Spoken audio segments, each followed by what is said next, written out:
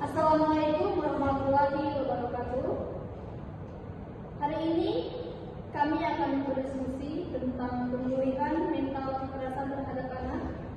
Saya, Septian Novipa, selaku moderator akan membimbing dalam diskusi kali ini. Sebelumnya, izinkan kelompok 5 untuk memperkenalkan diri terlebih dahulu.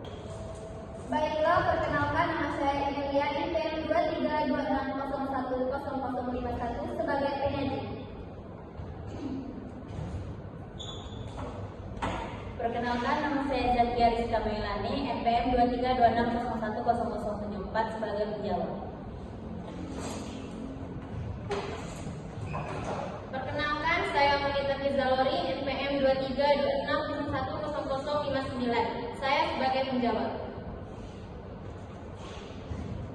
Perkenalkan, nama saya Afifah Zahra dengan NPM 2326010044 sebagai penjawab. Baik, terima kasih kelompok 5.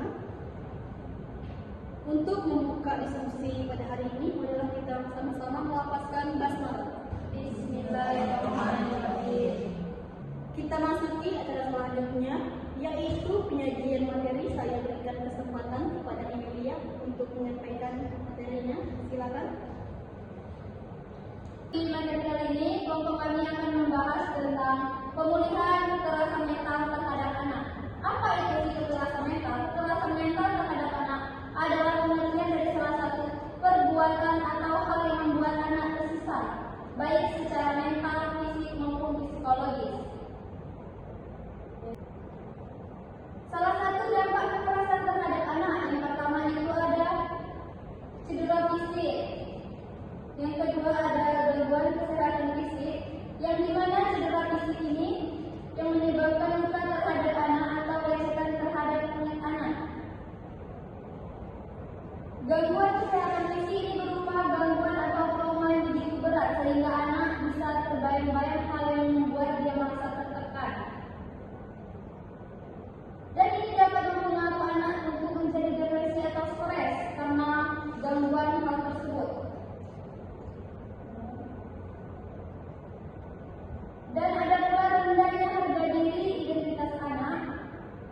Kekerasan dapat merusak harga diri anak. Dan isolasi sosial dan gangguan belajar yang disebabkan oleh faktor dari biasanya dari lingkungan sekitar, keluarga maupun pergaulan ke teman-temannya. Pencegahan kekerasan terhadap anak biasanya ini diperoleh oleh pencegahan kekerasan terhadap anak. Yang pertama itu ada pendidikan dan kesadaran masyarakat. Dan yang kedua ada penguatan keluarga. Yang ketiga ada sistem perlindungan anak, di mana pada kali ini diberi penegakan hukum efektif terhadap pelaku kekerasan. Dan yang keempat, pencegahan kekerasan dan konteks. Pemulihan mental terhadap anak merupakan proses penyembuhan dari trauma anak yang terjadi kepada anak, yang dimana seseorang mengalami kesulitan emosional, psikologis atau trauma, mengembangkan kembali kesehatan mentalnya, meraih keseimbangan emosional, dan membangun ketangguhan psikologis. Pemulihan mental bukan hanya menghilangkan stres, namun juga mengembalikan peningkatan kualitas hidup dan membangun fondasi yang kuat bagi perkembangan anak. Dan di sini adalah kunci pemulihan terhadap anak. Bisa kita lihat.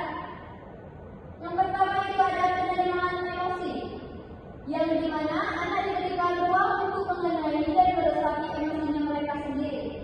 Dan yang kedua itu ada membangun identitas positif, yang dimana membantu anak membangun rasa harga diri dan identitasnya yang positif.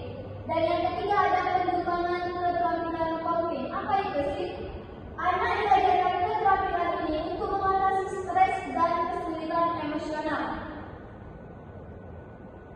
Yang keempat itu ada pengembangan hubungan sosial yang sehat, yaitu dimana ini mendorong anak untuk memelihara hubungan sosial yang sehat, menyediakan hubungan sosial dan kesempatan untuk terlibat dalam kegiatan bersama teman